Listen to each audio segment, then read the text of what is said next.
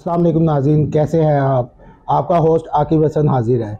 नाज़रीन, जिस तरह लास्ट वीडियोस में हमने आपसे बात की थी, शुगर लाइन के प्लेटफॉर्म से हम फिल्म, टीवी और थिएटर के मुख्तलिफ लोगों के इंटरव्यूज़ कर रहे हैं, जिसमें हम उनका ज़िंदगी का तजर्बा और आज हमारी थिएटर इंडस्ट्री, फिल्म इंडस्ट्री और ड्रामा इंडस्ट्री किस लेवल पे जा रही है, उनके हवाले से हम मुख्तलिफ जो क्या कहते हैं उनके स्टेप होते हैं, जैसे राइटर, डायरेक्टर एंड एक्टर, उनके इंटरव्यू आपको दिखा रहे हैं।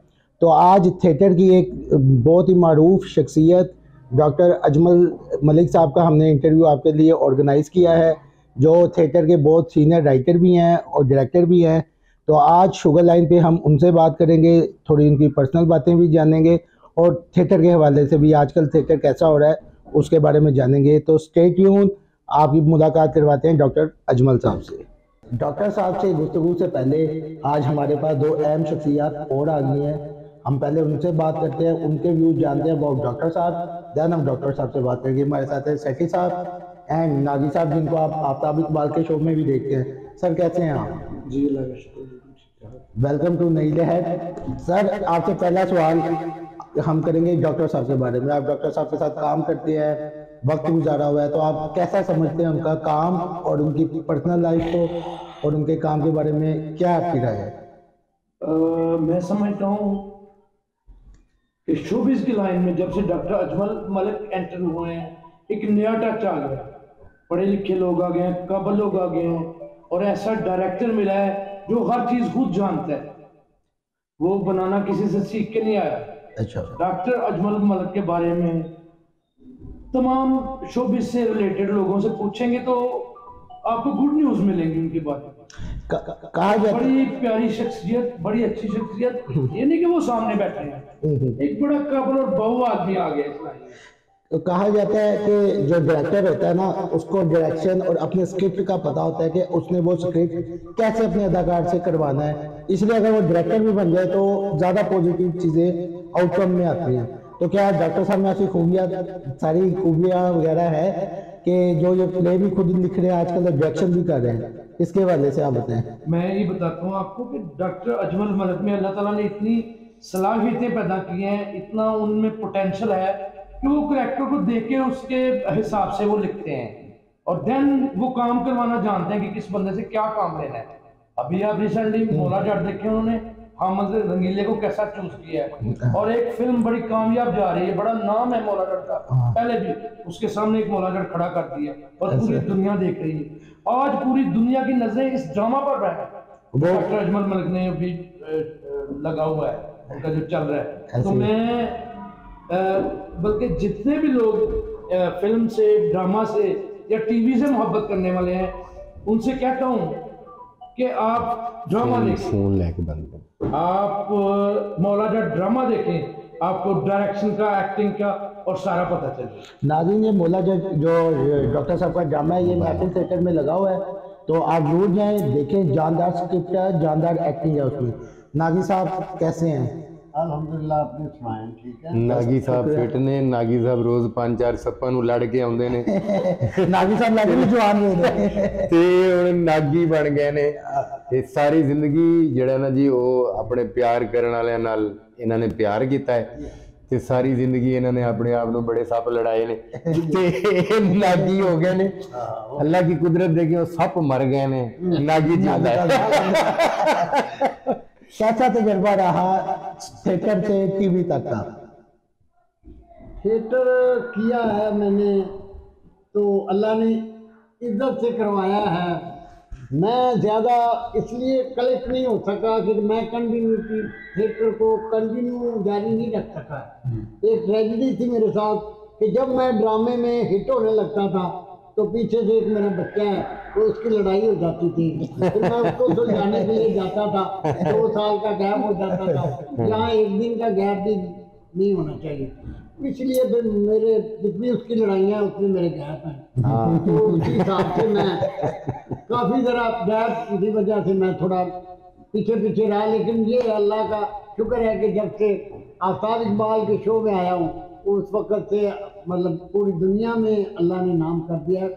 तो एक मैं डॉक्टर साहब के बारे में बात ज़रूर बताऊंगा कि ये जो घर है ना जहाँ हम बैठे हैं, मैं आज भी सलाम करने आया था, कल मैंने फ़ोन पे कर लिया था, फिर मेरा जी नहीं भरा तो मैं आज यहाँ ड्रामे की मुबारकबाद देने भी आया हूँ और सलाम करने।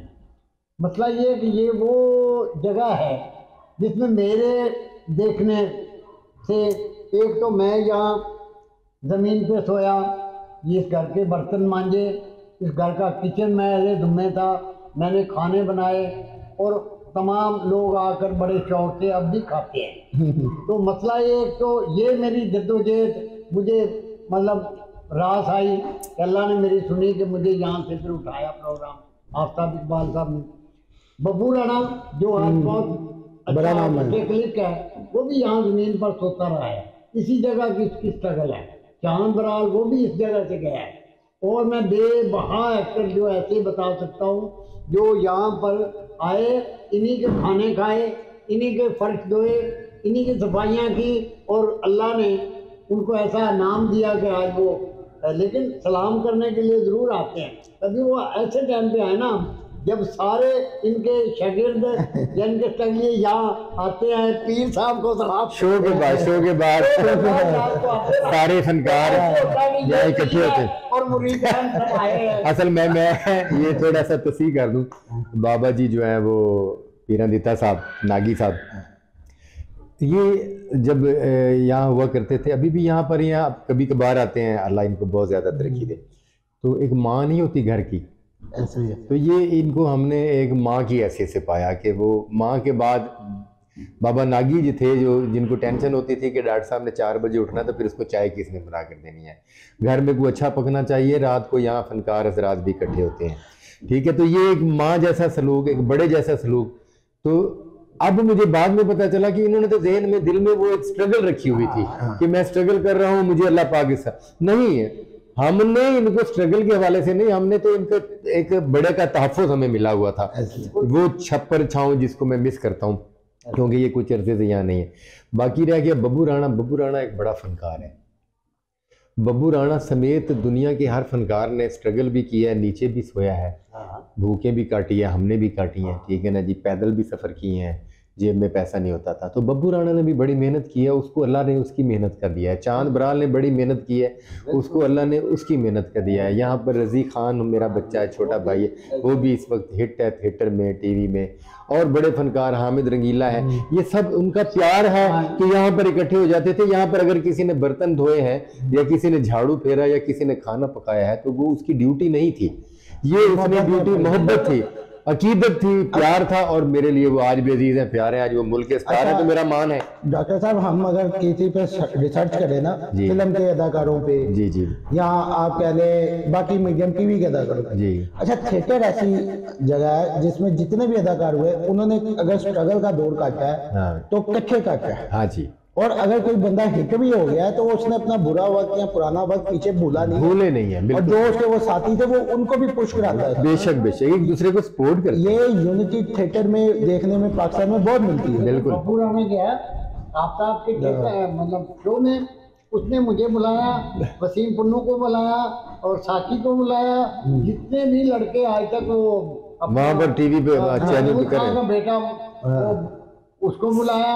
अभी मतलब जितने भी भर्ती है, बब्बू राणा एक ऐसा शख्स हुआ है जिसने आफ्ताब के शो में जितने भी लड़के नए उनको चांस दिलवाया है। और कई क्लिप आप देखें ना, साकी खान और वसीम पुन्नू भी इस दौर के वो इतने अच्छे और ब्रिलियंट एक्टर हैं कि जिन पर आज के थिएटर की दुनिया, टीवी की दुनिया, फिल्म की दुनिया जिस कदर उन पर डिपेंड करेंगे उनको उस कदर अच्छे नतायज मिलेंगे। बात डिपेंड करने की। आफ्ताब इकबाल साहब एक बड़ा नाम है, उन्होंने बब्बू राणा पर डिपेंड किया और फिर बब्बू राणा की वजह से इन दोस्तों पर डिपेंड किया, तो आफ्ताब इकबाल साहब के पास आज एक मजबूत टीम बन चुकी है।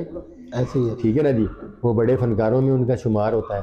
तो वो जहाँ आफ्ताब इकबाल का 90% किरदार है ना जी अपने उस प्रोग्राम को लेकर चलने का, तो मैं ये कहता हूँ कि मैंने 90% क्रेडिट आफ्ताब इकबाल साहब को दे दिया, मगर ये वो 90% क्रेडिट है। अगर ये 10% जिन लोगों को मैं क्रेडिट दे रहा हूँ ये ना हो तो वो 90% भी जीरो है।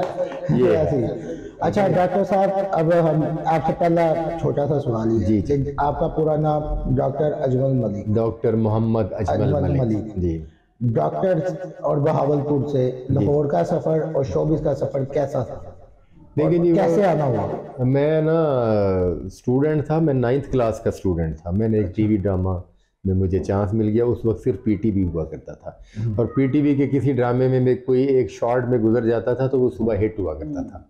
कोई और चैनल था ही नहीं, ये मोबाइल था ही नहीं, आपके हाथ में रिमोट था ही नहीं कि आप मुतमिन नहीं हो पा रहे कि कौन सा चैनल देखना। एक ही चैनल है पीटीवी, मजबूरी है आपकी देखना, उसके अलावा कोई और एंटरटेनमेंट नहीं। तो मैं स्कूल का स्टूडेंट था 9th क्लास का। सुबह जब स्कूल गया तो वो टीचर्स, वो प्रिंसिपल जिससे हम डर के छुप रहे होते थे, वो बुला रहे हैं अपने कमरे में, चाय पिला रहे हैं। वो स्टूडेंट जो, ये फिर एक नशा लग जाता है। मैं कि यार इस काम का तो बड़ा मज़ा है। वो उस वक्त उस दौर में बाजार में जाना और ख़वातीन का रोक के पूछना, बेटा तुम रात को टीवी ड्रामे में आए थे? ऐसे तो वो चीज़ें जो है ना, वो इंसान को शोबिस की तरफ राग़िब करती हैं। वहाँ अब उम्र के उस हिस्से में तो था नहीं कि बहावलपुर शहर के छोड़ के यहाँ पर आकर टीवी फिल्म के लिए स्ट्रगल करता। इंडिपेंडेंट तो नहीं था, माँ बाप की इजाज़त नहीं थी, तो इसलिए वहाँ थिएटर हुआ करता था। तो मैंने उस थिएटर में एंट्रीज शुरू कर दी घर वालों से छुप कर। अच्छा। वालिद एग्रीकल्चर इंजीनियर थे, बुरा मना गए। उन्होंने कहा हमारे ख़ानदान में आज तक किसी ने ये काम नहीं किया। गुस्सा कर गए। एफएससी करके मैंने कहा जी मेरी एजुकेशन कंप्लीट हो गई है, मैं तो आर्टिस्ट हूँ। उन्होंने कहा नहीं बेटा, हमारे ख़ानदान में तो आज तक कोई ऐसा काम नहीं हुआ। तो मैंने कहा जी नहीं, मैं आर्टिस्ट हूँ, मैंने काम ही नहीं करना, मैंने आगे पढ़ के क्या करना है। उन्होंने कहा जी आपने अगर ये काम करना है तो बेटा फिर आप अपना बिस्तरा बोरी गोल करें, आप मेरे घर से चले जाए। दबंग आदमी थे वो, अल्लाह ज़िंदगी करे। आज के टीचर्स में और उस दौर के टीचर्स में बड़ा फ़र्क था। वो जो मेरे टीचर थे, मेरे उस्ताद थे, मैंने सम्मान उठाया। इस शौक, ये बड़ा गंदा शौक है, ये इश्क होता है ये शौक इसका। बंदे को बड़ा कुछ छोड़ना पड़ता है। ऐसे ही देखिए ना, अब हम आज अपना शहर, बहन भाई, बीवी, बच्चे, दूसरे थे, सब कुछ छोड़कर लाहौर शहर में बैठे, ये एक नशा है। ठीक है ना जी। बाबा जी दोतरा पोतरा वाले तो हो गए ने, ठीक है ना जी। तो वो सब कुछ छोड़ कर यहाँ करते कि नशा, ये मोहब्बत है, इश्क है एक फनकार का इस काम के साथ। मैं वो एकेडमी में जाके सोने लग गया। वालदा साहबा खाना लेकर वो उसी शहर में उस एकेडमी में आती थी, बेटा तू घर आ जा, तू अपने बाप की मान ले। 4-5 दिन बाद मेरे टीचर को पता चला, जो मेरे ड्रामा टीचर, उन्होंने कहा तुमने ये क्या किया। एक बात ज़हन में रखना, जब तक इस शोबे की वजह से आपकी माँ और बाप आपसे राजी नहीं है, आप जिंदगी में किसी शोबे में कामयाब नहीं हो सकते। ये बात तो है। वो मेरे टीचर गया मेरे बाप के पास, मेरे वालिद के पास, मुझे लेकर गया। उन्होंने माफ़ी मांगी कि ये मेरा शागिर्द है।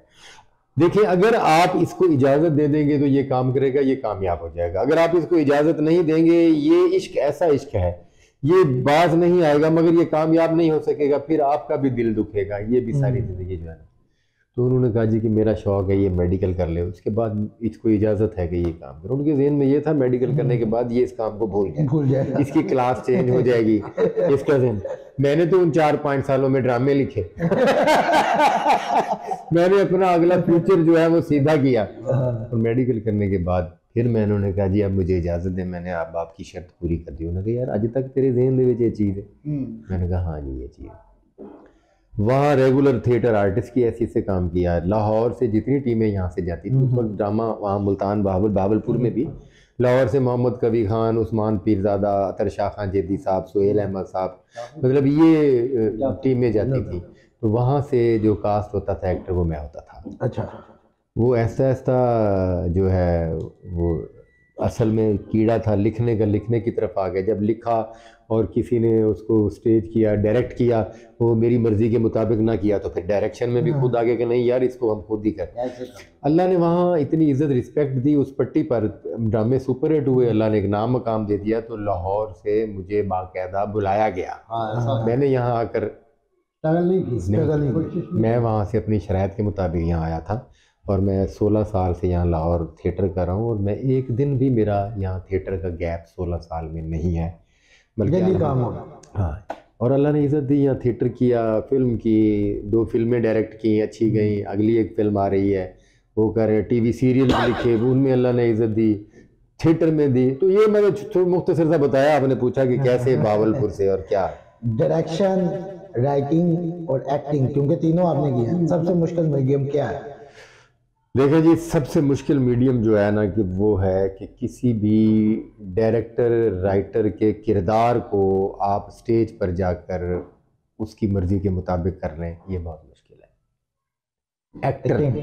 एक्टिंग बहुत मुश्किल है, बहुत मुश्किल है, ठीक है ना जी। कि एक्टर ने, आप एक स्क्रिप्ट होता है, कहानी होती है ना, वो राइटर का ख्वाब होता है और उस ख्वाब की ताबीर दिखाने वाला, उस ख्वाब को हकीकत में लाने वाला एक्टर होता है, और वो बड़ा मुश्किल काम है।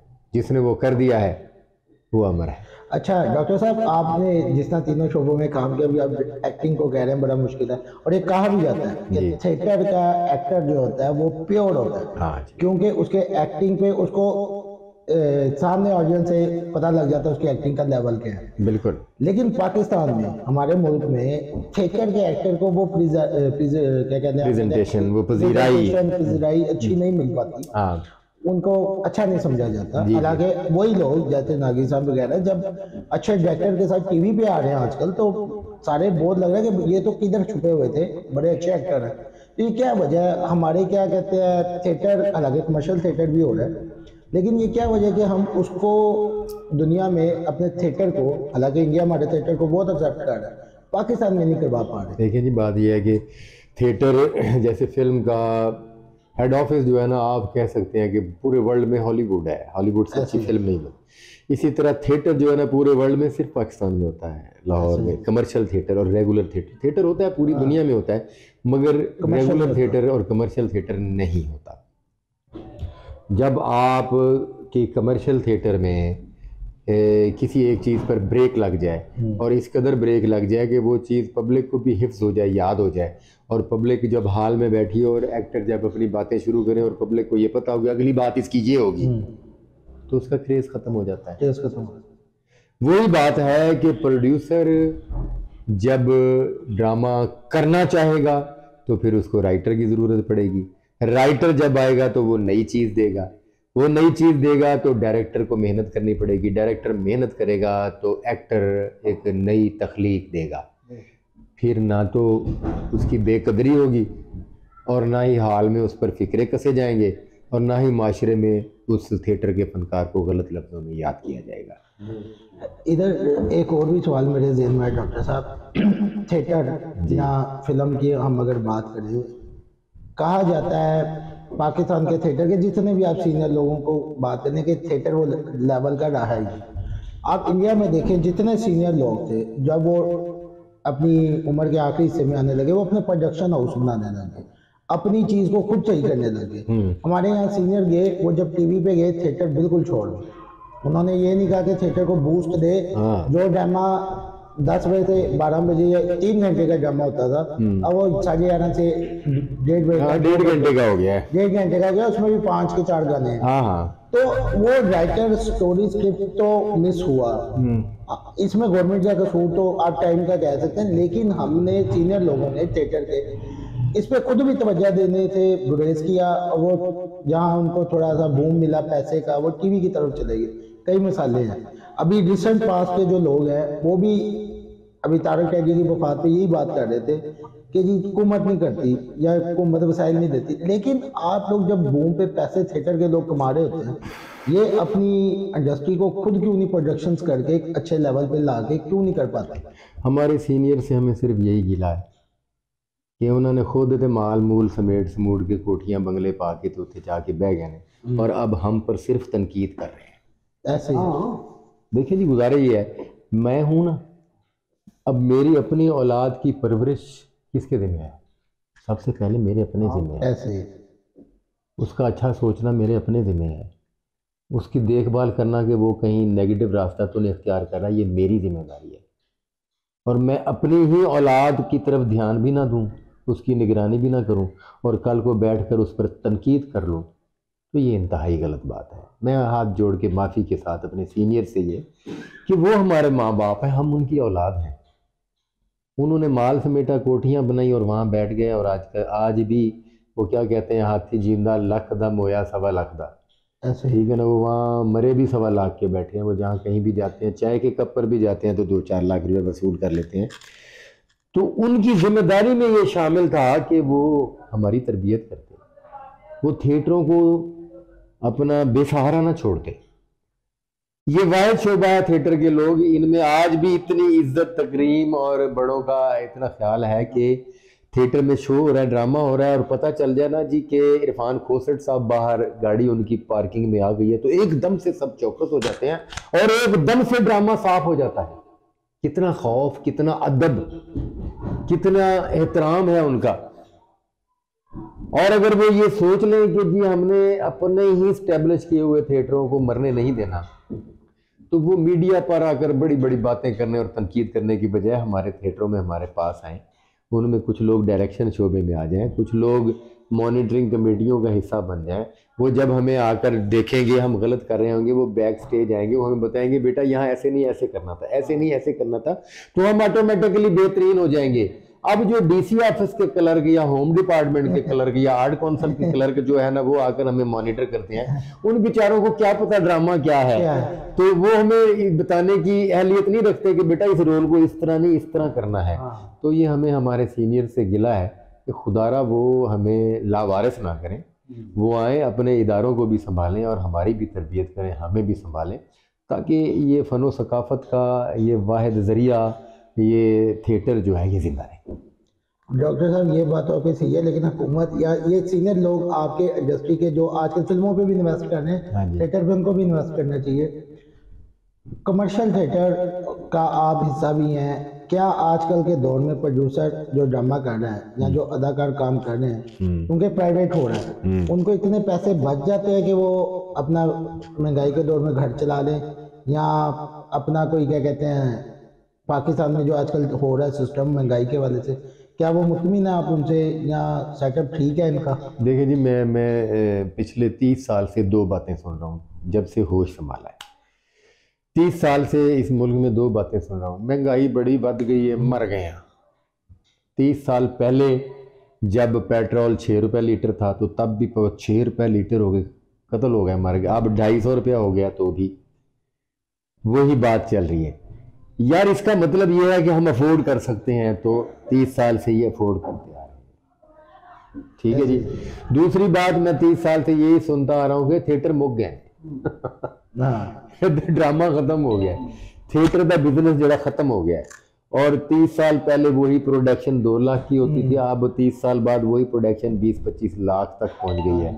मुझे ये बताएं, कोई भी प्रोड्यूसर एक प्रोडक्शन में लॉस करेगा, दूसरी में लॉस करेगा, तीसरी में, चौथी में, आखिर तो वो थक के तो पागल होके घर बैठ जाएगा ना। वो जो 20-20 साल से कर रहे हैं, उनको कुछ बच रहा है तो वो कर रहे हैं, फिर कहते हैं थिएटर मर गया है 20-20 साल से उन लोगों को मैंने देखा है कि 20 साल पहले मैंने कुछ प्रोड्यूसर ऐसे देखे हैं जो बेचारे 70 मोटरसाइकिल पर आते थे, आज वो 1 करोड़ रुपए की गाड़ी में थिएटर में इंटर होते हैं।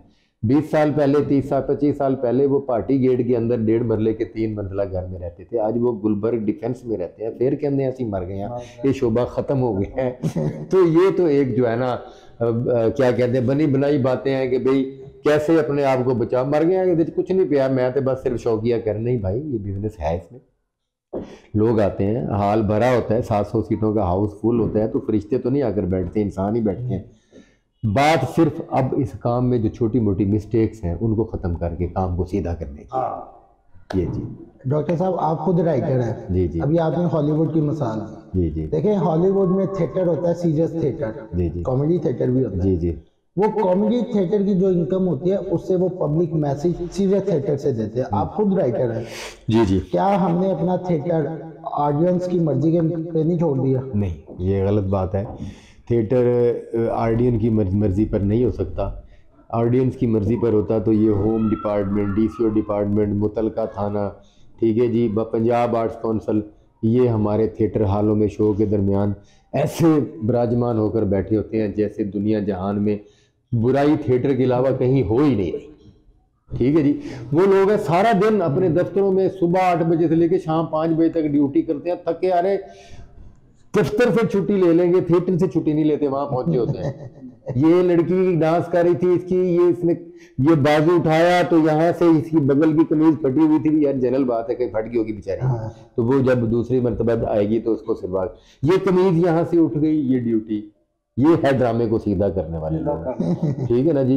तो ये चीज़ें जो है ना, ये ड्रामा पब्लिक की मर्ज़ी पर नहीं छोड़ा गया। ड्रामे का स्क्रिप्ट पंजाब आर्ट्स काउंसिल में जमा होता है, उसका स्क्रिप्ट स्क्रूट होता है, उसके बाद उस पर सेंसर लेटर इशू करता है। ये 4 महकमे हम रिहर्सलें करके ड्रामा तैयार करते हैं, वो 4 महकमे आकर उसका पूरा शो देखते हैं, सेंसर रिहर्सल देखते हैं, वो अप्रूव करते हैं, उसका वीडियो बना लेते हैं, फिर हमारा ड्रामा स्टेज होता है और वो डेली आकर बैठ के चेक करते हैं कि हमने जो कुछ सेंसर में देखा क्या वही हो रहा है या उसमें कोई तब्दीली है। ठीक है ना जी। तो इसका मतलब ये है कि हम आवाम की मर्जी पर नहीं छोड़ा, हमने इदारों की मर्जी के मुताबिक ड्रामा कर रहे हैं। अब इदारे जो है उनमें वो काबिल लोग होने चाहिए जो हमें ये समझाएं कि इस तरह नहीं इस तरह होगा।